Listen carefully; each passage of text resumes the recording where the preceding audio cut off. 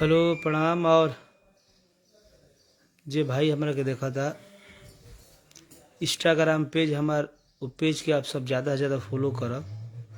जौन 20,000 अभी बा, 1,20,000 जो रहे ओकरा के उ हैक कइले बा। और आज वो गाना बहुत ही बढ़िया छूटल बा, बेरोजगारी के सार भइल बा ग्लोबल म्यूजिक जंक्शन से। तो चैनल के आप सब ज़्यादा से ज़्यादा प्यार दी, शेयर करी और गाना बजाई। रंजीत यादव जी, गौतम जी, जो सब कोई इ लाइव के हमारे देखी। और गाना जो भी हमारा आवत आप सब सुनी, प्यार दी। और आप सब कोरोना में लॉकडाउन के पालन करी और घर में सुरक्षित रही, यही आप सबसे आग्रह बा। अमित जी हेलो। आज वो गाना छूटल, फतेह नारायण जी गाना छूटल बा, रंजीत यादव चक्की। आप सब सुनी और भाई के प्यार आशीर्वाद दही तर देते रही। पप्पू जी हेलो। फतेह नारायण जी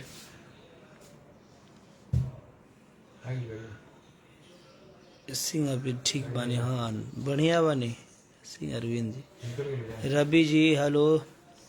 यादव राज रोहित कहाँ बानी आजकल? बानी भाई गांव पर। फतेह नारायण जी, रितेश जी, प्रभु नारायण जी, विनय मंडल जी, शुभ दयाल जी, दुबे जी, चिंटू, लरविन कुमार, लव यू। आप सब वो गाना आइल बा ग्लोबल म्यूजिक जंक्शन से। भाई लोग आप सब वो गाना के सुनी, शेयर करी और प्यार आशीर्वाद दी। आप सब सुरक्षित रही,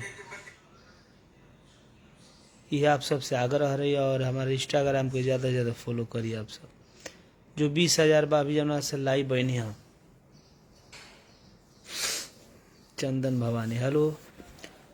रंजीत यादव जी, सबको इंस्टाग्राम को फॉलो करी।